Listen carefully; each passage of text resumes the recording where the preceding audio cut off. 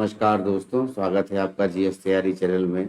दोस्तों, आज हम लोग करंट अफेयर्स 22 अगस्त की डिस्कस करने जा रहे हैं और सुबह से लेकर शाम तक जितनी भी इम्पोर्टेंट न्यूज़ रही हैं या जो भी करंट अफेयर्स रहा है उसको हम लोग इस वीडियो लेक्चर में कंप्लीट करेंगे।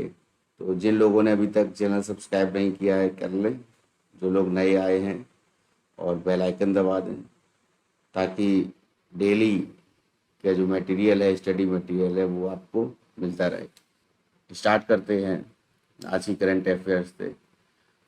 तो जो मेजर करंट अफेयर है आज की, वो चंद्रयान 3 को लेकर के है।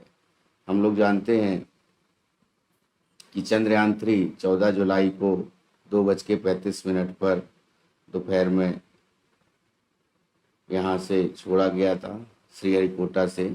और उसके बाद में चंद्रयान 3 अपनी लक्ष्य पर पहुँचते हुए 23 अगस्त 2023 को शाम को 6:04 पे जो लैंडर है वो चंद्रमा की सतह पर स्थापित होगा। बेसिकली 3900 kg का ये टोटल चंद्रयान 3 था। इसको लॉन्च किया गया था इसरो के द्वारा। और बेसिकली चंद्रयान 3 से पहले चंद्रयान 1 और 2 सक्सेस नहीं हुए। इससे पहले चंद्रयान 2 उसके बावजूद लैंडर था वो नहीं उतर पाया था चंद्रमा। तो कुछ 2019 की बात है ये, और कुछ फॉल्ट्स रह गए थे।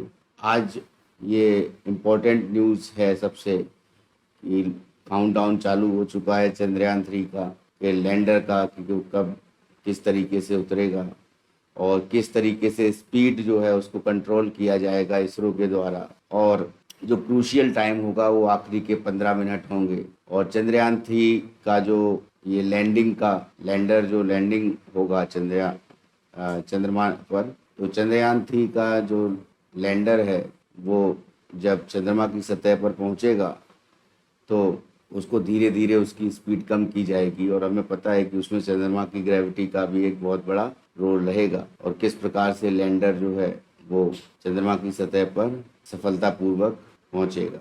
इससे पहले हमने देखा है कि अभी हाल ही में रशिया का जो चंद्रमा का मिशन था लूना 25 फेलियर हो गया था, लैंडिंग नहीं कर पाया था सही से और क्रैश हो गया था। तो अभी सभी की निगाहें जो हैं वो चंद्रयान 3 पर लगी हुई हैं कि किस तरीके से चंद्रयान 3 का लैंडर जो है वो चंद्रमा की सतह पर पहुंचेगा। अब बेसिकली बात यह है कि इसको दिखाने के लिए, लाइव स्ट्रीमिंग करने के लिए, जो विश्वविद्यालय में पढ़ रहे स्टूडेंट्स हैं, जो डिग्री कंप्लीट कर रहे हैं विश्वविद्यालयों में, और अदर जो स्टूडेंट्स हैं ग्रेजुएशन के अलावा टेक्निकल डिग्री ले रहे हैं, या फिर 12th तक के स्टूडेंट्स हैं और बेसिक शिक्षा से जुड़े स्टूडेंट्स हैं, तो इन सभी स्टूडेंट्स को ये लाइव स्ट्रीमिंग दिखाए जाने का कार्यक्रम रखा गया है। और ये बहुत ही हमारे लिए गौरव की बात होगी जब लैंडर चंद्रमा की सतह पर उतरेगा। और इससे पहले चंद्रमा पर मिनरल्स और जो वाटर के रिसोर्स दिखाए गए थे कि वहाँ पर पानी मौजूद है। और दक्षिणी ध्रुव पर पहुँचने वाला भारत पहला देश होगा, दक्षिण ध्रुव पर अपने लैंडर को चंद्रमा की सतह पर उतारेगा। तो इस न्यूज़ को हम लोग स्टार्ट करते हैं। तो विक्रम लैंडर है, लैंडर का नाम विक्रम है, और ये 23 अगस्त को शाम 6:04 पे चंद्रमा की सॉफ्ट लैंडिंग करेगा। देखिए, क्रूशियल टाइम है लास्ट के 15 मिनट्स। ऐसा बताया जा रहा है कि लास्ट के 15 मिनट जो होंगे, इसरो के द्वारा बताया जा रहा है, ये बहुत क्रूशियल होंगे। और ये बताया जा रहा है कि इसको किस तरीके से स्पीड को कंट्रोल किया जाएगा, और जो 1.7 किलोमीटर पर सेकंड की स्पीड रखी जाएगी लास्ट तक, और उसको किस तरीके से लैंड किया जाएगा चंद्रमा की सतह पर, ये एक बहुत ही क्रूशियल टाइम है। और बहुत ही इसको घनिष्ठता से देखना होगा वैज्ञानिकों को, तभी ये सफल हो पाएगा। और इसके लिए पूजा अर्चना भी की जा रही है विश्वविद्यालयों में और महाविद्यालयों में, जैसा मैंने कहा। और जो स्कूल्स हैं जितने भी इंडिया के, और जितने भी बेसिक शिक्षा जो चिल्ड्रंस हैं छोटे 14 साल तक की उम्र वाले, उन चिल्ड्रंस को भी, 6 से 14 साल की उम्र के हैं, उन चिल्ड्रंस को भी इस कार्यक्रम का लाइव स्ट्रीमिंग दिखाया जाएगा, सीधा प्रसारण दिखाया जाएगा। तो अलग अलग जो राज्य सरकारें हैं उन्होंने भी इंतजाम किया है इस चीज़ का। तो भारत जो है चंद्रयान के विक्रम लैंडर को कल शाम 6:04 पर PM पर चंद्रमा पर सॉफ्ट लैंडिंग करने की महत्वपूर्ण अवसर का इंतजार कर रहा है। तो ये लैंडिंग होने जा रही है कल के दिन। और एक ट्वीट है, उसमें इसरो ने घोषणा की है कि उसका तीसरा चंद्रमा मिशन तय समय पर है और चंद्रमा की चारों ओर सुचारू यात्रा जारी है। अभी बंगलौर में हम जानते हैं कि इसरो का हेडक्वार्टर है, और बंगलौर में मिशन ऑपरेशन कॉम्प्लेक्स गतिविधियों से गुलजार है। और क्योंकि विक्रम लैंडर के अंतिम अवतरण के लिए उल्टी गिनती शुरू हो गई है, और भीतर जो ये प्रज्ञान रोवर है, ये प्रज्ञान रोवर ले जाया जा रहा है लैंडर के द्वारा। 70 किलोमीटर की ऊंचाई से लैंडर पोजीशन डिटेक्शन कैमरे द्वारा ली गई चंद्रमा की तस्वीरें जारी की गई हैं। छवियां ऑन बोर्ड चंद्रमा संदर्भ में मानचित्र के साथ मिलान करके लैंडर मॉड्यूल विक्रम को उसकी लैंडिंग स्थिति निर्धारित करने में सहायता करेगी। अब ये आकाशवाणी संवाददाता ने बताया है, जैसे मतलब न्यूज़ ऑन एयर से ये प्रसार भारती की न्यूज़ है कि जैसे जैसे भारत के इसरो द्वारा कल शाम चंद्रमा के दक्षिणी ध्रुव पर विक्रम लैंडर उतारने का अवसर का गवाह बनने का समय बीत रहा है, उत्साह बढ़ता जा रहा है। और लाइव स्ट्रीमिंग की बात की जा रही है कि लाइव स्ट्रीमिंग दिखाई जाएगी। और बंगलोर साउथ के एक सांसद हैं तेजस्वी सूर्या, इन्होंने भी शहर में कार्यक्रम की लाइव स्ट्रीमिंग का आयोजन किया है। इस अवसर पर जितने भी वैज्ञानिक हैं, पूर्व वैज्ञानिक हैं इसरो के, वो भी मौजूद रहेंगे। और शहर के जवाहरलाल नेहरू तारामंडल, जो तारामंडल है जवाहरलाल नेहरू तारामंडल, ये चंद्रमा की सतह पर विक्रम की सॉफ्ट लैंडिंग की लाइव स्ट्रीमिंग का भी आयोजन किया गया है। अब इस अवसर पर इसरो के सेवानिवृत्त वैज्ञानिक जो है लाइव कमेंट्री प्रस्तुत करने के लिए उपस्थित रहेंगे। कई विश्वविद्यालयों, कॉलेजों और स्कूलों ने चंद्रमा पर उतरने की लाइव स्क्रीनिंग के लिए स्क्रीन भी लगाई है। मंदिरों में मिशन की सफलता के लिए विशेष पूजा का भी आयोजन किया गया। बट जो ये लास्ट 15 मिनट्स होंगे, ये बहुत क्रूशियल 15 मिनट्स होंगे, और इसको लेकर के न्यूज़पेपर में ये पूरा डिटेल में दे रखा है। और उसकी डिटेल जो आपको मिलेगी में, आप gstayari.com पे जाएंगे, वहाँ पर ये सॉफ्ट लैंडिंग किस तरीके से होगी मिनट बाय मिनट, या उसका gstayari.com ये हमारा प्लेटफॉर्म है एक तरह से। ये जो वेबसाइट है, इस पर इसको पूरी लैंडिंग को किस तरह से होगा, इसकी पूरे कार्यक्रम को वेबसाइट पर डाल दिया गया है। तो जो लोग देखना चाहते हैं कि क्या क्या उसमें प्रोसीजर होगा, तो वो देख सकते हैं। अब आते हैं नेक्स्ट न्यूज़ पर, जो मेजर न्यूज़ है। ये सचिन तेंदुलकर को चुनाव आयोग में ने राष्ट्रीय मतदाता जागरूकता राजदूत बनाया है। राष्ट्रीय मतदाता जागरूकता राजदूत ये 3 इयर्स के लिए बनाया है। और इसके साथ साथ जो है अभिनेता पंकज त्रिपाठी भी हैं, और पद्मश्री पुरस्कार से विजेता और कार्यकर्ता डॉक्टर नीरू कुमार भी शामिल हैं इसमें। भारतीय क्रिकेट के दिग्गज और भारत से तेंदुलकर मतदाता जागरूकता और शिक्षा के लिए भारतीय चुनाव आयोग के आइकन, नेशनल आइकन को की पारी की शुरुआत करेंगे। मतलब बुधवार को ये साइन करेंगे, और 3 साल के लिए ये एग्रीमेंट होगा। और इसमें मतदाता जागरूकता राजदूत बनने के लिए समझौता ज्ञापन पर वही हस्ताक्षर होंगे। बेसिकली मतदाता जागरूकता की क्यों जा रही है, कारण ये है कि जो उदासीन भाव आ गया है देश के नागरिकों में, हम देखते हैं कि ग्रामीण इलाकों में भी लोग जो हैं वो वोटिंग के लिए नहीं निकलते हैं। तो उनको प्रोत्साहन देना, उनको उसके लिए वोटिंग देने के लिए प्रोत्साहित करना कि समय पर जो है अपना मतदान जिस दिन हो 2024 के आम चुनाव में मतदान की दिन सही समय पर मतदान करें जा कर के। और साथ साथ जो है बच्चों में या युवाओं में जागरूकता फैलाने के लिए भी ये कदम सराहनीय होगा, और इसमें इसीलिए सचिन तेंदुलकर जी को लिया गया है।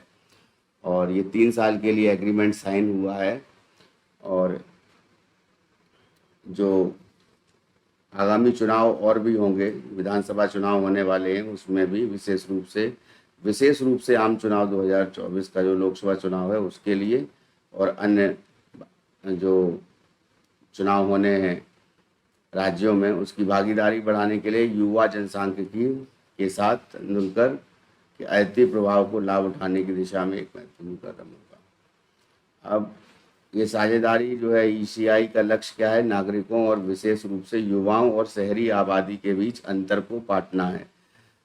तो बेसिकली क्या है कि ग्रामीण इलाकों में लोग वोट देने नहीं जाते हैं, तो उनको वोट देने के लिए प्रोत्साहित करना है, और उनका वोट कितना इम्पोर्टेंट है इसको लेकर के जागरूकता फैलाना है। और इसमें ये तीनों लोग जो हैं, तेंदुलकर जी के अलावा जो 2 लोग हैं वो भी इसमें पार्टिसिपेट करेंगे और वो इसको इम्प्रूवमेंट करेंगे। 2019 के लोकसभा चुनाव में इलेक्शन कमीशन ने MS धोनी को और आमिर खान को, और बॉक्सिंग चैंपियन जो हैं MC मैरी कॉम, उनको राष्ट्रीय प्रतीक बनाया था। अब आते हैं नेक्स्ट न्यूज़ पर। ये जो नेक्स्ट न्यूज़ है ये ब्रिक्स के सम्मेलन को लेकर के है, और हम लोग जानते हैं कि प्रधानमंत्री जोहान्सबर्ग पहुंच चुके हैं दक्षिण अफ्रीका में, और दक्षिण सहयोग को लेकर के ये ब्रिक्स का जो सम्मेलन होने जा रहा है, 15वां सम्मेलन, ये बहुत ही इम्पोर्टेंट सम्मेलन है। इसमें सिरिल रामाफोसा ने जो उनको आमंत्रित किया था प्रधानमंत्री जी को, और जैसा कि हम लोग जानते हैं कि ब्रिक्स अपने आप में एक बहुत बड़ा संगठन है, और इस संगठन के साथ अन्य देश भी शामिल होना चाहते हैं। इन देशों जो 5 देश हैं, पहले ये ब्रिक था, BRIC, यानी इसमें ब्राज़ील, रशिया, इंडिया और चाइना थे, और बाद में साउथ अफ्रीका भी आ गया था। अब साउथ अफ्रीका में जोहान्सबर्ग में ये ब्रिक्स का सम्मेलन होने जा रहा है 22 अगस्त से 24 अगस्त, यानी आज से स्टार्ट हो गया है और 24 अगस्त तक चलेगा। इसमें बेसिकली जो आर्थिक रूप से ये है कि व्यापारिक साझेदारी को बढ़ाना, अफ्रीकन कंट्रीज़ को इंडिया के साथ उनकी संस्कृति को, उनके जो कल्चर है उसको भी एक नया आयाम देने के लिए ये ब्रिक्स का सम्मेलन बहुत महत्वपूर्ण हो रहा है भारत के लिए। दूसरी चीज़ ये है कि जो ब्रिक्स का सम्मेलन है इसमें 5 देशों के अलावा अन्य देशों के भी बहुत से प्रतिनिधि भाग ले रहे हैं, और इस सम्मेलन की खास बात ये है कि इस सम्मेलन में दक्षिण सहयोग, जो भारत की पॉलिसी है, जो फॉरेन पॉलिसी है, जो विदेश नीति है, उसका ये एक अंग माना जा रहा है। और जैसा कि हम लोग जानते हैं कि ईरान हो गया या फिर सऊदी अरब हो गया, या कुछ गल्फ़ कंट्रीज़ हो गई और कुछ अफ्रीकन कंट्रीज़ हो गई, वो चाहती हैं कि हम भी ब्रिक्स के मेंबर बन जाएं, तो उसके लिए भी इस पर वार्ता की जाएगी। शी जिनपिंग और प्रधानमंत्री मोदी के बीच में वार्ता होगी 1 to 1 की नहीं होगी, इसके बारे में अभी पूरी तरह से स्पष्ट नहीं है, इस पर अभी संशय बना हुआ है। और ये जो ब्रिक्स सम्मेलन है इसमें सबसे बड़ी जो चीज़ है क्या क्या डिसाइड किया जाएगा, तो उसमें सबसे जो पहला जो है कि 2030 तक का मॉडल क्या होगा उसके लिए। दूसरा जो है इन्वायरमेंट को देखते हुए कैसे कार्बन की जो एमिशन है उसको कैसे रिड्यूस किया जाए, और साथ साथ में जैसा कि हम लोग जानते हैं कि चाइना के साथ हमारे संबंध किस तरीके के हैं, और किस तरह से अभी जो है चाइना इंडिया के बीच में जो सामरिक गठबंधन है या बातचीत है वो हो सके, उसको लेकर के भी शी जिनपिंग और प्रधानमंत्री मोदी जी ये को आश्वस्त किया है प्रधानमंत्री मोदी जी ने कि हो सकता है ये पॉसिबल हो जाए कि दोनों लोग इस पे वार्ता करें, 1-to-1 वार्ता हो जाए। अफ्रीकन महाद्वीप के कुछ कंट्रीज़ हैं जो भारत से प्रभावित हैं और भारत जो है वो व्यापारिक सहयोग बढ़ाना चाहता है उन दक्षिण सहयोग के माध्यम से। तो जो मेजर पॉइंट हैं वो यही हैं कि क्या क्या इसमें चेंजेस किए जाएं और क्या क्या इसमें इन पे जो विषय हैं कि भारत के मद्देनज़र ये ब्रिक्स का जो सम्मेलन है उसके क्या मायने हैं। ये 15वां ब्रिक्स का सम्मेलन है और दक्षिण अफ्रीका के राष्ट्रपति माटा मेला सिरिल रामाफोसा के निमंत्रण पर 3 दिवसीय सम्मेलन, मैंने बताया था अभी, 15वां ब्रिक्स शिखर सम्मेलन ये जोहान्सबर्ग में पहुँचे हैं और इस शिखर सम्मेलन में 22 से 24 तारीख तक के दक्षिण अफ्रीका की अध्यक्षता में जोहान्सबर्ग में ये आयोजित किया जा रहा है। Brazil, Russia, America, China, south Africa, ये हम लोग जानते हैं कि ब्रिक्स का ये एक तरीके से जो कंट्रीज़ हैं उनके जो फर्स्ट लेटर को लेकर के ये ऑर्गेनाइजेशन जाना जाता है ब्रिक्स। इसमें साउथ अफ्रीका जो है बाद में जुड़ा और एक ख़ास प्रकार का इसमें परिवर्तन और एक चीज़ देख रहे हैं कि हो सकता है ये ब्रिक्स कंट्रीज़ जो हैं एक नई मुद्रा को, जो नई मुद्रा है उसको लॉन्च करें और डी-डॉलराइजेशन हो सकता है इस सम्मेलन में, कि डी-डॉलराइजेशन पर भी बात कर हो सकती है। जोहान्सबर्ग में प्रवास के दौरान मोदी जी जो हैं वो ब्रिक्स अफ्रीका आउटरीच और ब्रिक्स प्लस डायलॉग कार्यक्रम में भाग लेंगे और ब्रिक्स शिखर सम्मेलन की गतिविधियों के हिस्से के रूप में आयोजित किया जाएगा। 2019 के बाद यह पहला व्यक्तिगत ब्रिक्स शिखर सम्मेलन है। इस आयोजन में 45 से अधिक देशों के प्रतिनिधिमंडल भाग ले रहे हैं। देखिए 45 से अधिक देशों के प्रतिनिधिमंडल या रिप्रेजेंटेटिव भाग ले रहे हैं, तो इस ब्रिक्स का सम्मेलन जो है ये बहुत इम्पोर्टेंट है इंडिया के पॉइंट ऑफ व्यू से। एजेंडा क्या है बेसिकली, तो वैश्विक संस्थान जितनी भी हैं उसमें पश्चिमी प्रभुत्व से निपटने के लिए ग्लोबल साउथ में गहरा सहयोग, तो जो साउथ साउथ कॉपरेशन है उसको इम्प्रूव करना है और जितने भी कंट्रीज़ हैं अफ्रीकन महाद्वीप में उनके साथ जो भारत के संबंध हैं उनको और भी प्रगाढ़ और उच्च स्तरीय तरीके से आगे बढ़ाना है। डी-डॉलरीकरण, मैंने बताया था अभी कि कुछ ब्रिक्स सदस्य जो हैं अंतर्राष्ट्रीय व्यापार भुगतानों को व्यवस्थित करने के लिए नई मुद्रा पर जोर दे रहे हैं। भारत ने जुलाई में खुद को इस कदम को अलग कर लिया था, तो भारत इसमें इसके पक्ष में उतना नहीं है, लेकिन फिर भी जो है नई मुद्रा की ओर जोर दे रहे हैं कि किस तरीके से ये डी-डॉलराइजेशन हो और डी-डॉलराइजेशन से जो डॉलर जो है यूएस डॉलर जो विदेशी मुद्रा के रूप में सबसे ज़्यादा पूरे विश्व में जाना जाता है, जो सबसे इम्पोर्टेंट मुद्रा है वो यूएस डॉलर ही है पूरे वर्ल्ड में, जिसका शिखर सम्मेलन के दौरान जलवायु परिवर्तन की स्थिति में प्रभावी ढंग से निपटने की साझेदारी बनाना।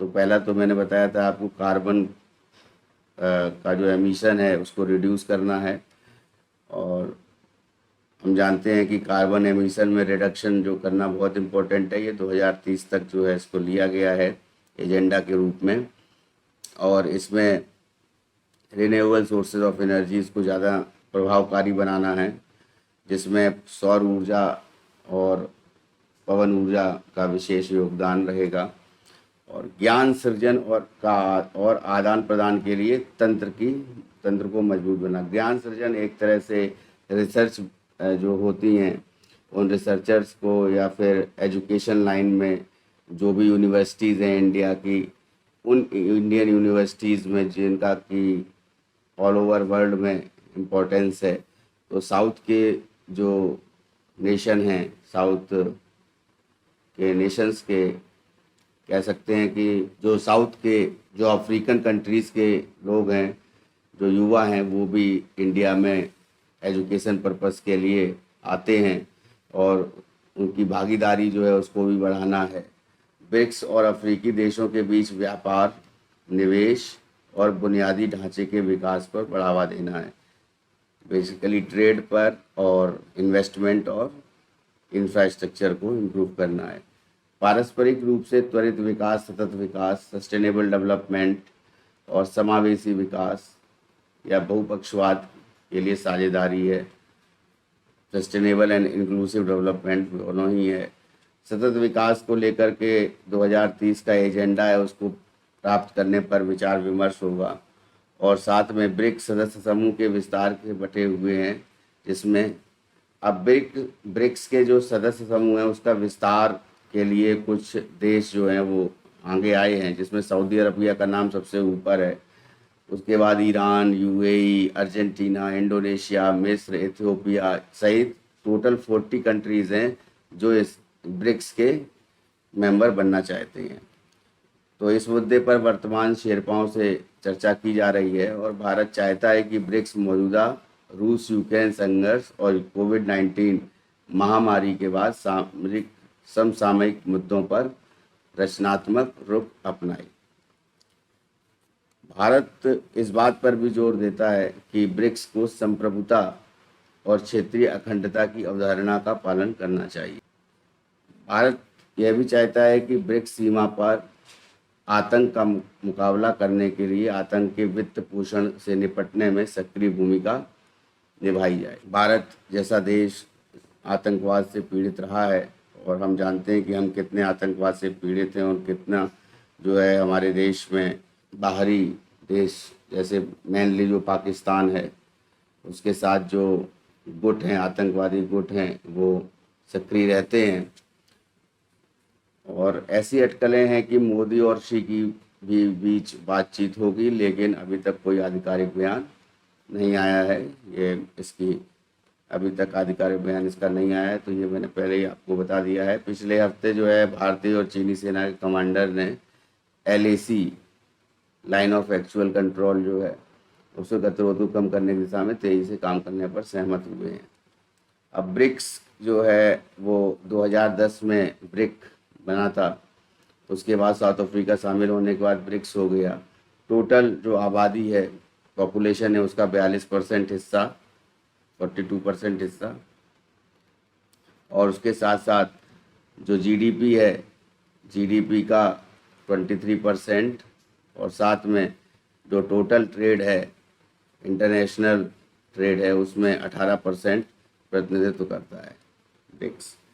अच्छा, इसके बाद जो है जोहान्सबर्ग में ब्रिक्स सम्मेलन के बाद में ग्रीस जाएंगे प्रधानमंत्री, और किरियाकोस मित्सोटाकिस वहाँ के प्रधानमंत्री हैं ग्रीस के, तो उनके निमंत्रण पर प्रधानमंत्री दक्षिण अफ्रीका से ग्रीस की राजधानी एथेंस की यात्रा करेंगे।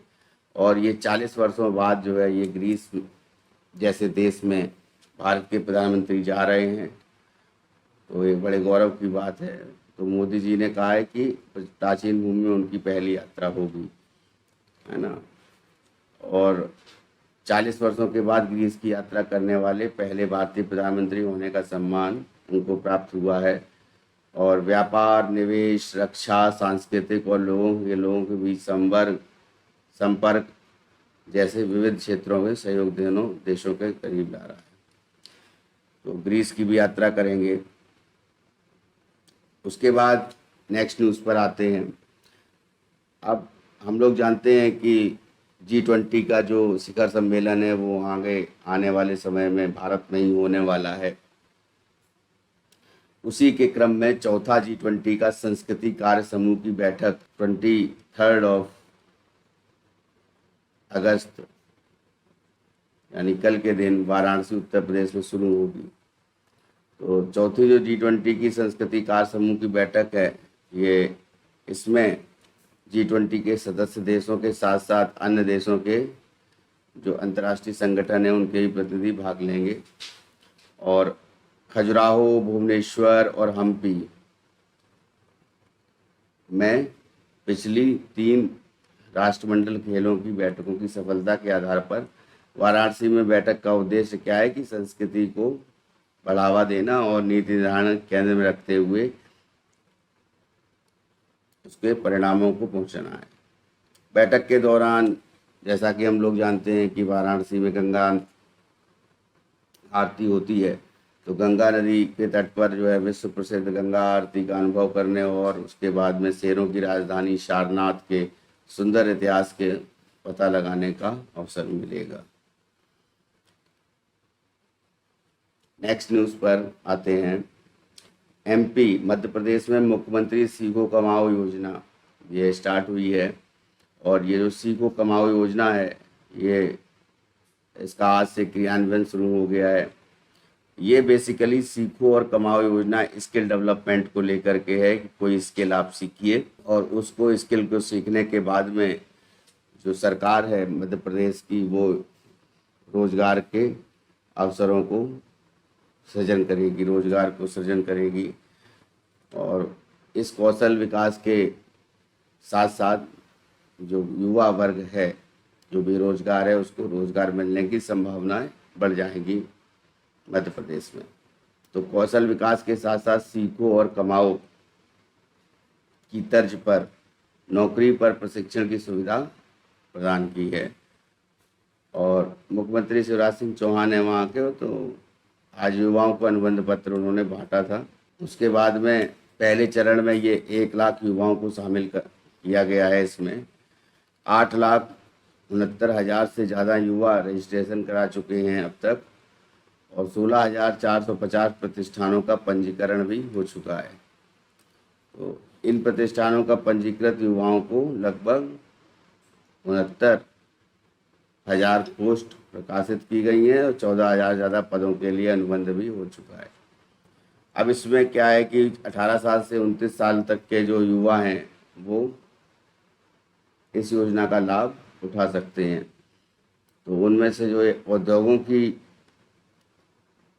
आवश्यकताओं के अनुसार प्रशिक्षण दिया जाएगा और 8 से 10,000 रुपये वजीफा भी मिलेगा इसमें। तो ये मध्य प्रदेश को लेकर न्यूज़ थी। अब आते हैं नेक्स्ट न्यूज़ पर कि भारत एनसीएपी क्रैश परीक्षणों के माध्यम से वाहन सुरक्षा का मूल्यांकन करेगा। देखिए, एनसीएपी जो है ये न्यू कार असेसमेंट प्रोग्राम इसका नाम है। और नितिन गडकरी जी, जैसा कि हम लोग जानते हैं, परिवहन मंत्री हैं, केंद्रीय परिवहन मंत्री। तो इसमें क्या है कि हम लोग देखते हैं कि सड़कों पर इतना इंफ्रास्ट्रक्चर डेवलपमेंट हो गया, 8 लेन और 6 लेन सड़कें बन गई और हाईवेज NHAI द्वारा बहुत अच्छे बना दिए गए हैं। उसके बावजूद जो है एक्सीडेंट्स होते हैं गाड़ियों के। तो किस तरीके से सुरक्षित कारों को बनाया जाए, मेनली कार्स के लिए है, 8 सीटर कार के लिए। और ये जो पूरा एनसीएपी कार्यक्रम है, Bharat new car assessment programme, इसके तहत कार का टेस्टिंग की जाएगी और 8 सीटर गाड़ी की। और उसकी टेस्टिंग में क्या क्या इम्पोर्टेंट टेस्टिंग होंगी, उन मानकों को रखा जाएगा। जानते हैं कि इंटरनेशनल सिनेरियो में भी जो भी टेस्टिंग एजेंसी हैं जो गाड़ी की टेस्टिंग करती हैं, तो उसमें जो भी इम्पोर्टेंट टेस्टिंग है उस प्रोफार्मा को, उस क्वालिटी को इम्प्रूव किया जाएगा, उस क्वालिटी को एडॉप्ट किया जाएगा। तो भारत में सुरक्षित कारों और निर्माताओं के बीच में प्रतिस्पर्धा को प्रोत्साहित करने के लिए स्टार रेटिंग, अब इसमें स्टार रेटिंग दी जाएगी 1 2 3 4 5, इस तरह से स्टार रेटिंग दी जाएगी। तो भारत न्यू कार असेसमेंट जो प्रोग्राम है, ये भारत में सड़क परिवहन और राजमार्ग मंत्रालय द्वारा शुरू की गई एक अनूठी सुरक्षा मूल्यांकन पहल है। तो मेनली सेफ्टी को लेकर के है और अधिकतम 8 यात्रियों को समायोजित कर सकती है ऐसी गाड़ी जिसका वजन 3.5 टन से अधिक नहीं होना चाहिए। मैक्सिमम 3.5 टन की गाड़ी जो है उसका स्पीड टेस्ट करना या जो दुर्घटना होने पर जो क्रैश टेस्ट है उसको किया जाएगा। तो इस कार्यक्रम में सुरक्षा मानकों को, जैसे अमेरिका है या यूरोप है, जापान है, ऑस्ट्रेलिया और लैटिन अमेरिकी देश हैं। लैटिन अमेरिकी देश बेसिकली वो देश होते हैं कि जैसे कि हम लोग जानते हैं कि अमेरिका के बाद में जो उत्तरी अमेरिका है, उसके बाद से लगने वाले जो ग्वाटेमाला या एल सल्वाडोर या होंडुरस, वहाँ से लेकर के पनामा और उसके बाद में दक्षिण अमेरिका के देश जितने भी हैं, Argentina, Brazil, Paraguay, Uruguay, Chile, Peru, तो ये सभी देश जो हैं ये दक्षिण अफ्रीकन कंट्रीज़ हैं, तो सॉरी दक्षिण अमेरिकन कंट्रीज़ हैं। तो ये दक्षिण अमेरिका जो महाद्वीप है वहाँ से लेकर के मैंने अभी जो बताया कि ग्वाटेमाला, जहाँ से जो है उत्तरी अमेरिका ख़त्म होता है, यूएसए की बाउंड्री जो है ख़त्म होती है, उतने रीजन को लैटिन अमेरिका बोला जाता है। तो लैटिन अमेरिका देश जैसे देशों में संरेखित करने के लिए डिज़ाइन किया गया है। ठीक है, तो अब ये क्या है, क्रैश टेस्ट होगा। जैसा मैंने बताया कि क्रैश टेस्ट और पॉइंट आधारित मूल्यांकन के माध्यम से वाहनों को स्टार रेटिंग दी जाएगी। उसमें उच्चतम रेटिंग 5 स्टार होगी, 5 स्टार होंगी, यानी कि जो 5 स्टार वाली गाड़ी होगी उसका क्रैश टेस्ट उतना ही अच्छा होगा, यानी कि उसका जो एक्सीडेंट होने पर या कभी कोई दुर्घटना होती है तो उसमें जो बचने की संभावना होगी व्यक्तियों की, या उस कार के क्रैश टेस्ट में वो कार जो है उतनी ही बेहतर सुरक्षा प्रणाली उस कार में प्रयोग की जाएगी। नामित एजेंसी उपनियम के चयनित वाहनों का मूल्यांकन के लिए केंद्रीय मोटर वाहन नियम 1989 के नियम 126 से निर्दिष्ट किसी भी परीक्षण एजेंसी का चयन करेगी। ठीक है, और ये चयनित परीक्षण एजेंसी को भेजा जाएगा। उसके बाद जो है ये AIS 197 के अनुसार वाहनों का मूल्यांकन करेगी और फार्म 70B के अनुसार नामित एजेंट को मूल्यांकन रिपोर्ट सौंपेगी। तो ये क्रैश टेस्ट है, उसकी रिपोर्ट जो है वो 70B फॉर्म कहलाएगा। अब ये भारत NCAP एक उपभोक्ता केंद्रित मंच के रूप में कार्य करता है और कार खरीदारों को वाहनों की स्टार रेटिंग के आधार पर सुरक्षित विकल्प चुनने के लिए सक्षम बनाता है, जैसा कि सेफ्टी को लेकर के है। और इसमें जैसे यातायात में विश्व स्तर पर हम लोगों ने देखा है कि भारत में ही एक्सीडेंट्स जो हैं वो होते हैं, हाई स्पीड गाड़ियां चलती हैं, इतने अच्छा इंफ्रास्ट्रक्चर हो चुका है इंडिया में, इतना सड़कों का जो फैलाव है, और जैसा कि हम लोग जानते हैं जो नेशनल हाईवेज़ हैं वो 6 लेन और 8 लेन बना दिए गए हैं, एक्सप्रेस वे बना दिए गए हैं, उसके बावजूद चोटें और मृत्यु जो है होती रहती हैं।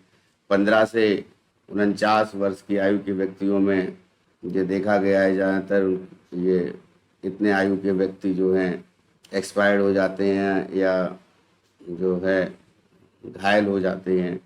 हर साल सड़क यातायात दुर्घटनाओं के कारण 1.3 मिलियन लोग की जान चली जाती है।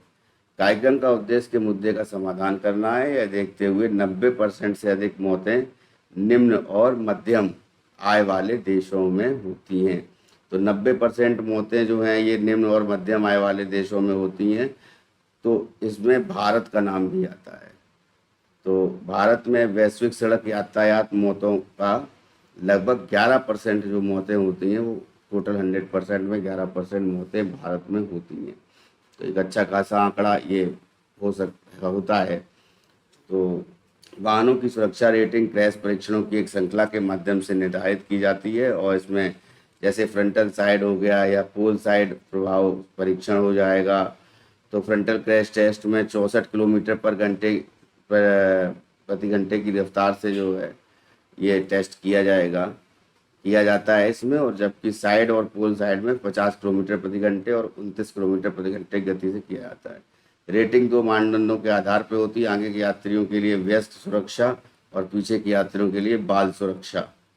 तो व्यस्त सुरक्षा जो होती है उसके लिए कार 5 रेटिंग प्रदान जाएगा, मैक्सिमम 5 रेटिंग्स तक जाएगी, और जो अंक जो मिलेंगे वो अधिकतम 32 अंकों में से न्यूनतम 27 अंक जो हैं वो आवश्यकता होती है। इसको अगर 27 अंक आते हैं तो ही रेटिंग्स अच्छी जाएगी। फाइन।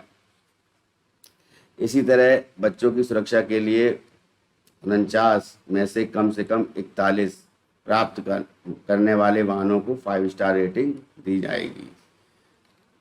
अब ये जो है कार्यक्रम ये भारत NCAP अनिवार्य नहीं है।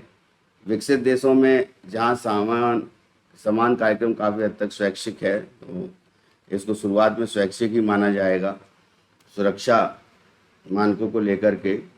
सुरक्षा सुविधाओं को शामिल करने की प्रतिस्पर्धा को बढ़ावा देने के लिए प्रोत्साहित करने के लिए डिजाइन किया गया है एक कार्यक्रम। कम से कम 3 स्टार पाना आवश्यक है। और वाहनों को इलेक्ट्रॉनिक स्थिरता नियंत्रण, बेसिकली जो आईजीएस सिस्टम होता है, तो केबल्स के माध्यम से या सेंसर के माध्यम से वाहन में जो भी डेवलपमेंट ऑफ टेक्नोलॉजी हुई है उसके माध्यम से ये पता लग जाता है कि स्थिति क्या है। तो किस तरह की स्पीड, कितनी स्पीड पर गाड़ी चल रही है, और जो नेशनल हाईवेज हैं वहाँ पर जो टोल प्लाजा हैं या फिर वहाँ पर सेंसर्स लगे हुए हैं, और साथ में स्पीड टेस्ट के अलावा बाकी जो भी इंस्ट्रूमेंट्स हैं जो गाड़ी में लगे हुए हैं, और इलेक्ट्रॉनिक डिवाइसेस जिसके माध्यम से गाड़ी को जो है पूरी तरह से सुरक्षित और पूरी तरह से कह सकते हैं एक्सीडेंटल फ्री बनाने पर जोर है। और साथ साथ जो है गाड़ी जो है वो जो मैक्सिमम 4 व्हीलर जो 3.5 टन का जिसका वजन है तो वही अलाउ की जाएगी सेफ्टी स्टैंडर्ड्स को लेकर। तो इसमें पर्दा या एयरबैग से सुसज्जित करने की आवश्यकता होती है। ऐसी सुविधाएं जो बुनियादी अनुमोदन के लिए आवश्यक नहीं है। तो एयरबैग्स हम लोग जानते हैं कि अपने आप जैसे खुल जाते हैं तो कभी कोई एक्सीडेंटल होने से बचा जा सकता है। कई निर्माताओं ने कार्यक्रम को लॉन्च की प्रत्याशा में इन सुविधाओं को मानक के रूप में शामिल करना शुरू कर दिया है। अब जैसे इसको जैसे हुंडई की कंपनी है या एक्स्टर, किया है, किया की केरेंस है, या मारुति भी अब अपनी गाड़ी कारों में मानक सुविधा के रूप में इलेक्ट्रॉनिक स्थिरता नियंत्रण प्रदान कर रही है। तो जो इलेक्ट्रॉनिक सेंसर है उनके माध्यम से ये जो डिवाइसेस हैं उनके माध्यम से पता लग जाएगा कि वो कार पर जो क्रैश टेस्ट होगा उसके हिसाब से भी ये पता लग जाएगा कि वो सुरक्षा के मामले में जो कार है वो जो 4 व्हीलर जो 3.5 टन की रहेगी, कम से कम 3.5 जो है इसको बोला गया है, उतनी क्षमता है कि नहीं है उसकी सुरक्षा को लेकर के इसके मानदंड तैयार किए गए हैं। तो ये बहुत ही इम्पोर्टेंट एस्पेक्ट है। अब आते हैं नेक्स्ट न्यूज़ पर। भारत 2025 तक $150 बिलियन की जैव अर्थव्यवस्था हासिल करने के लिए तैयार है, ऐसा केंद्रीय मंत्री डॉक्टर जितेंद्र सिंह ने कहा है। तो जैव अर्थव्यवस्था ग्राफ जो है भारत का वो बड़ा है, लगातार बढ़ता जा रहा है। जैव अर्थव्यवस्था बेसिकली क्या है कि बायोटेक्नोलॉजी को कितना इम्प्रूवमेंट मिल रहा है।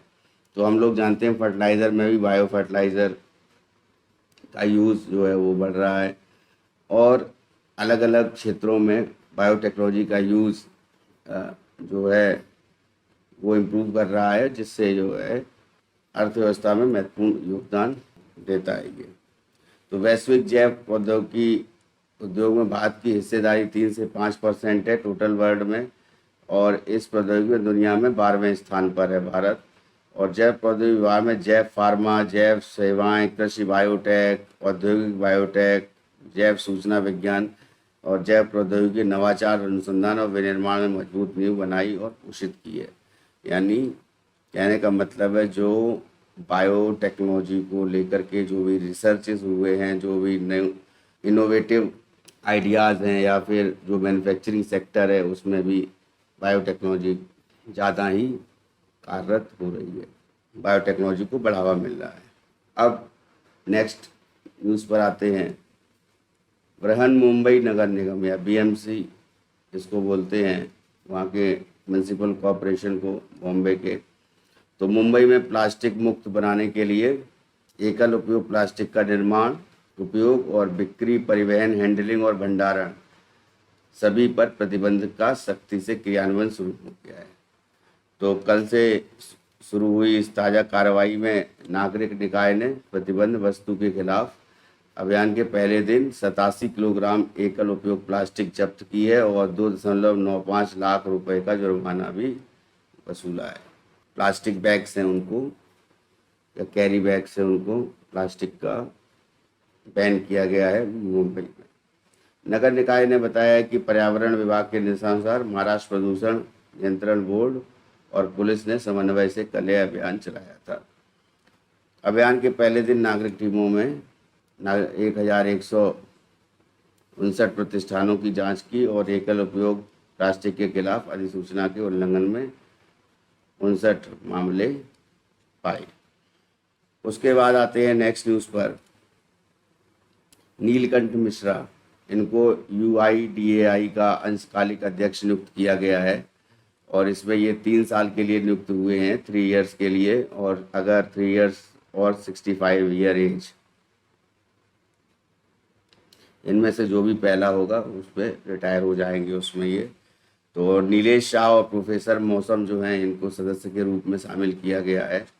तो एक्सिस बैंक के मुख्य अर्थशास्त्री हैं नीलकंठ मिश्रा, इनको UIDAI हम लोग जानते हैं कि आधार जनरेट करने के लिए जानी जाती है ये संस्था, आधार कार्ड के लिए।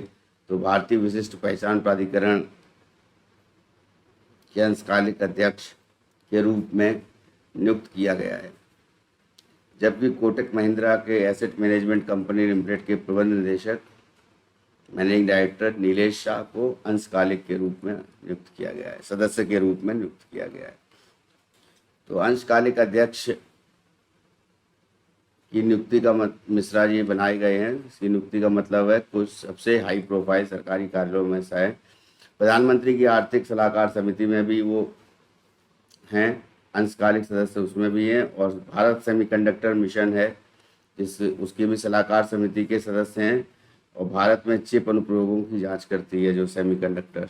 तो जितने भी चिप्स होते जैसे सेमीकंडक्टर का मैक्सली यूज जो है मोस्टली वो कंप्यूटर्स के बनाने में प्रयोग होता है और साथ में इलेक्ट्रॉनिक डिवाइसेस के लिए प्रयोग होता है।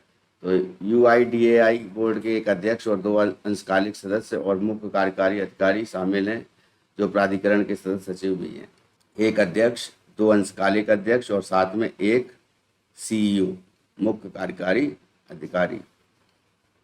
IT मंत्रालय के पूर्व अतिरिक्त सचिव अमित अग्रवाल को जून में CEO के रूप में नियुक्त किया गया था, लेकिन अन्य पद खाली पड़े थे। तो अमित अग्रवाल तो CEO हो गए थे, उसके बाद जो पद खाली पड़े थे चेयरमैन का पद, वो वहाँ पर नीलकंठ मिश्रा जी को ये कार्यभार सौंपा गया है। और IIT दिल्ली की कंप्यूटर साइंस की जो एसोसिएट प्रोफेसर हैं डॉक्टर मौसम, उनको सदस्य नियुक्त किया गया है। IT मंत्रालय की एक अधिसूचना में कहा गया है कि अध्यक्ष और सदस्य 3 साल के लिए कार्यकाल या 65 वर्ष की आयु जो भी पहले पद पर बने रहेंगे। अब नेक्स्ट न्यूज़ पर आते हैं। हम लोग जानते हैं जैसे क्रिसिल है या इकरा है, तो ये रेटिंग एजेंसीज है, या मूडी है या S&P है, तो ये रेटिंग एजेंसीज हैं। तो investment information and credit rating agency ICRA का अनुमोदन से Q1 में भारत की GDP वृद्धि 8.5% होगी और फाइनेंशियल ईयर 2024 का अनुमान 6% का बरकरार रखा है। RBI ने भी 6.5% बताया है। और इकरा रेटिंग्स ने मंगलवार को एक रिपोर्ट में कहा था कि भारत की आर्थिक वृद्धि चालू वित्त वर्ष में अप्रैल से जून की अवधि, देखिए अप्रैल से मार्च तक हम लोग जानते हैं ये फाइनेंशियल ईयर होता है, तो वही अप्रैल मई जून यानी पहली तिमाही की रिपोर्ट आई है, उसमें बढ़कर 8.5% हो जाएगी, ऐसा इकरा का मानना है, जो पिछली जनवरी मार्च तिमाही से अधिक है, 6.1% रही थी। रेटिंग एजेंसी ने तेज वृद्धि का श्रेय सहायक आधार और सेवा क्षेत्र में सुधार को दिया है। हालांकि इस अनुमान में RBI 8.1% का पूर्वानुमान से अधिक है। तो इकरा की जो मुख्य अर्थशास्त्री हैं अदिति नायर, उन्होंने कहा है कि वित्त वर्ष की दूसरी छमाही में विपरीत परिस्थितियों को देखने को मिल सकती हैं, निराशाजनक साबित होंगी। तो विपरीत परिस्थितियां क्या है, जैसे मंदी का दौर आने वाला है, जैसा फॉरेन कंट्रीज में भी ऐसा दौर देखा जा सकता है। अब बेमौसम बारिश का होना, भारी बारिश, मौद्रिक शक्ति का असर कम होना और कमज़ोर बाहरी मांग के कारण GDP वृद्धि पर दबाव पड़ा है। डिमांड जो है वो नहीं है बाहरी, तो निर्यात नहीं हो पा रहा है। तो उसी को लेकर के है ये कि ये बेसिक रीजंस हैं जिनके कारण जीडीपी उतनी ज़्यादा इंक्रीज नहीं करेगी जितनी करनी चाहिए। तो 6% पर रखा गया है जीडीपी को, 6% इंक्रीज करेगी, ये एकरा का मानना है। 2023, अब नेक्स्ट न्यूज़ पर आते हैं कि 2023 के पहले 6 महीनों में भारत का विदेशी व्यापार 800 अरब डॉलर को पार पहुंच गया। ये जीटीआरआई की रिपोर्ट है। जीटीआरआई एक थिंक टैंक है, ग्लोबल ट्रेड रिसर्च इनिशिएटिव, और इसने जो है सोमवार को एक रिपोर्ट में कहा है कि भारत के सेवा क्षेत्रों में स्वस्थ वृद्धि ने वैश्विक मांग की मंदी के बावजूद 2023 में पहली छमाही में दौरान कुल निर्यात और वस्तुओं और सेवाओं के आयात को 800 बिलियन अमेरिकी डॉलर का आंकड़ा पार करने में मदद की है। अब इसमें जीटीआरआई जो है ग्लोबल ट्रेड रिसर्च इनिशिएटिव के विश्लेषण के अनुसार इस साल जनवरी से जून के दौरान वस्तुओं और सेवाओं का निर्यात 1.5% बढ़कर 385.4 बिलियन अमेरिकी डॉलर हो गया है, और जबकि जनवरी से जून तक ये 379.5 बिलियन अमेरिकी डॉलर था। तो ये फिगर्स है, इतना उसको याद करने की ज़रूरत नहीं है, लेकिन ये जानना है कि मैक्सिमम कितना हो चुका है। तो 6 महीनों के दौरान जो आयात हुआ है वो 5.9% घटकर 415.5 बिलियन अमेरिकी डॉलर हो गया है, और जनवरी से जून तक ये 441.7 बिलियन अमेरिकी डॉलर था पिछले साल में, सेम तिमाही में। रिपोर्ट में कहा गया कि भारत का विदेशी व्यापार निर्यात और आयात सेवा में या माल में, ये कह सकते हैं कि मैन्युफैक्चरिंग में, जनवरी से जून के दौरान 800 बिलियन अमेरिकी डॉलर तक पहुंच गया है। तो 800.9 बिलियन अमेरिकी डॉलर तक पहुंच गया है, जो पिछले साल की समान अवधि की तुलना में 2.5% की गिरावट को दर्शाता है। पिछले साल फिर भी 2.5% अधिक था। कुल माल निर्यात जो है 8.1% से घटकर 218.7 बिलियन अमेरिकी डॉलर हो गया है। आयात 8.3% घटकर 325.7 बिलियन अमेरिकी डॉलर हो गया है। तो यहाँ पर बैलेंस ऑफ ट्रेड की बात आई है, और भी आंकड़े दिए हैं कि 6 महीने की अवधि के दौरान सेवाओं का निर्यात 17.7% से बढ़कर 166.7 बिलियन अमेरिकी डॉलर हो गया है, जबकि आयात 3.7% से बढ़कर 89.8 बिलियन अमेरिकी डॉलर हो गया है। तो निर्यात और आयात के ये आंकड़े हैं। तो बेसिकली एक इम्पॉर्टेंट न्यूज़ है, बट ये इकोनॉमिक पॉइंट ऑफ व्यू को लेकर है, तो इतना डीपली उसको जो है जाना जरूरी नहीं है। इसमें इन आंकड़ों से को याद करने की कोई आवश्यकता ज़्यादा नहीं है। बस ये है कि भारत को टोटल जो है कितना वैश्विक मुद्रा भंडार और साथ में कितना FDI फॉरेन डायरेक्ट इन्वेस्टमेंट जो है वो प्राप्त हुआ है। अब लास्ट न्यूज़ पर आते हैं। शतरंज का वर्ल्ड कप, कहने मतलब चेस वर्ल्ड कप, ये चल रहा है अजरबैजान बाकू में। मैंने बताया था जब पिछली बार बात हुई थी तो कि जो डी गुकेश हैं उन्होंने विश्वनाथन आनंद से ज़्यादा पॉइंट हासिल कर लिए थे, और कुछ टाइम के लिए जो है वो विश्वनाथन आनंद से आगे निकल गए थे। उसी क्रम में प्रज्ञानंद हैं, रमेश बाबू प्रज्ञानंद, उन्होंने मैग्नस कार्लसन हैं, तो मैग्नस कार्लसन है वो नॉर्वे के खिलाड़ी है और वर्ल्ड नंबर 1 है। तो फाइनल में विश्व कप में फर्स्ट मैच जो था वो आज था 22 अगस्त को, और रमेश बाबू प्रज्ञानंद ने मैग्नस कार्लसन के साथ ये लाइव मैच में शतरंज विश्व कप के फाइनल में पहले मैच में जो है वो ड्रॉ किया गया है। तो फिडे विश्व कप फाइनल का पहला गेम 35 चारों के बाद ड्रॉ पर समाप्त हुआ है। सफ़ेद मोहरों से ये खेल रहे थे आज के खेल में प्रज्ञानंद, और कल के खेल में 22 तारीख के बाद में 23 तारीख को जो ये खेला जाएगा उसमें सफ़ेद मोहरों से मैग्नस कार्लसन खेलेंगे। और प्राग के मुकाबले शुरुआत के समय पर कार्लसन आगे थे, माफ़ कीजिएगा, सफ़ेद मोहरों से खेल रहे प्राग मुकाबले की शुरुआत में समय पर आगे थे, लेकिन अपनी बढ़त पर जोर नहीं दे पाए और अंत तक जो है खुद ही समय की समस्या में फंस गए, मतलब ज़्यादा उसको इम्प्रूव नहीं कर पाए और उसके बाद में ये जो मैच है वो ड्रॉ हो गया। तो दोनों खिलाड़ी कल फाइनल के दूसरे गेम में लौटेंगे और प्रज्ञानंद ने सोमवार को सेमीफाइनल में टाई ब्रेक में के माध्यम से विश्व नंबर 3 खिलाड़ी है फैबियानो करुआना, उनको हराकर फिडे विश्व कप में कार्लसन के साथ फाइनल में प्रवेश किया था। तो मैग्नस कार्लसन के साथ में अभी तक मैग्नस कार्लसन जो है वो नॉर्वे खिलाड़ी है और सबसे युवा खिलाड़ी बोले जाते थे। उसी प्रकार जो है प्रज्ञानंद है, ये 17 साल के खिलाड़ी है और इन्होंने वर्ल्ड कप में, जो फिडे का वर्ल्ड कप हो रहा है चेस का अजरबैजान में, वहाँ पर फाइनल में कार्लसन के साथ इनका मुकाबला हुआ है, जिसमें फर्स्ट मैच में ये ड्रॉ खेला गया है।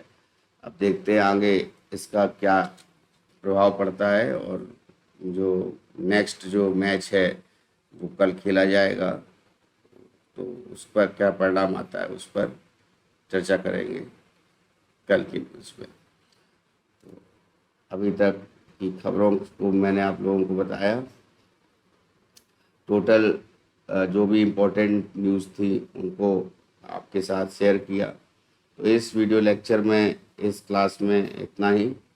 बहुत बहुत धन्यवाद।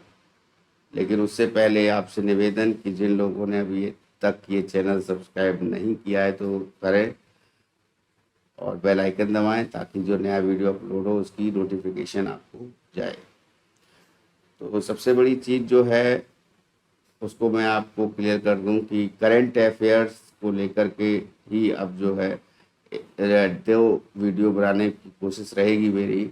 अब जैसे चंद्रयान मिशन की जो क्रूशियल 15 मिनट हैं, वो क्रूशियल 15 मिनट में क्या क्या होना है, किस तरीके से चंद्रयान का जो लैंडर है जो विक्रम, वो किस तरीके से लैंड करेगा दक्षिणी ध्रुव पर चंद्रमा के, तो उसको जो है उस पर जो है एक एनालिसिस है पूरी, उस एनालिसिस को अलग से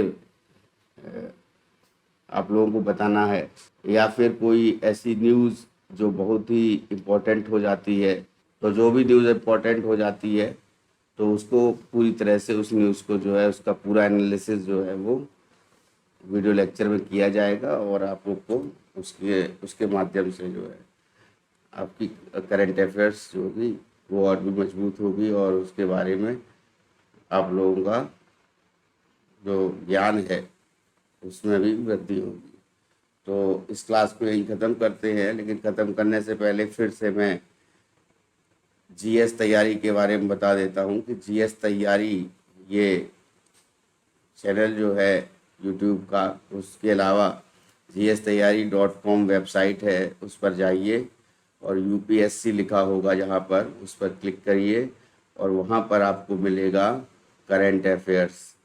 जो इम्पोर्टेंट एडिटोरियल्स होंगे वो हिंदी में मिलेंगे और उसके अलावा जो है जो ओपिनियंस होंगे वो भी, ओपिनियन ये आई है ना, ओपिनियंस, वो भी वहाँ पर हिंदी में आपको मिल जाएंगे। उसके साथ साथ योजना और कुरुक्षेत्र, ये दो मैगजीन जो है ये पब्लिकेशन डिवीज़न छापता है, कुरुक्षेत्र है ना, ये पब्लिकेशन डिवीज़न ऑफ इंडिया छापती है, तो उसके एनालिसिस भी आप लोग तक पहुंचाई जाएगी हर मंथ की। उसके साथ साथ जो मेजर न्यूज़ हैं, वो जो प्लेटफॉर्म इस समय जो करंट सिनेरियो में मेजर न्यूज़ चल रही हैं उसको लेकर के भी आप लोग को बताया जाएगा।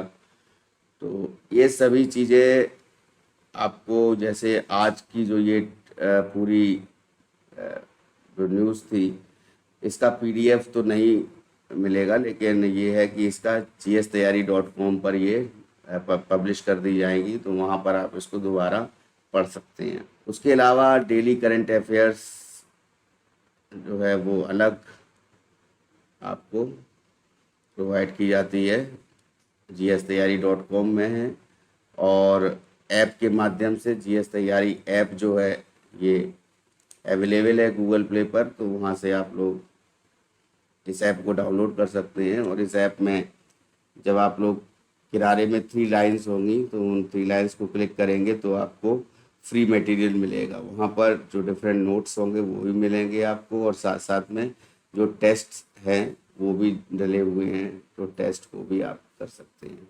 इसके अलावा GS तैयारी एग्ज़ाम पोर्टल ऐप है, तो GS तैयारी एग्ज़ाम पोर्टल जो ऐप है उसको भी आप लोग यूज़ कर सकते हैं। अभी तक इस वीडियो लेक्चर में इतना ही। बहुत बहुत धन्यवाद, शुक्रिया।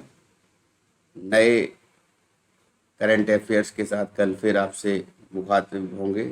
तब तक के लिए नमस्कार और शुक्रिया, धन्यवाद।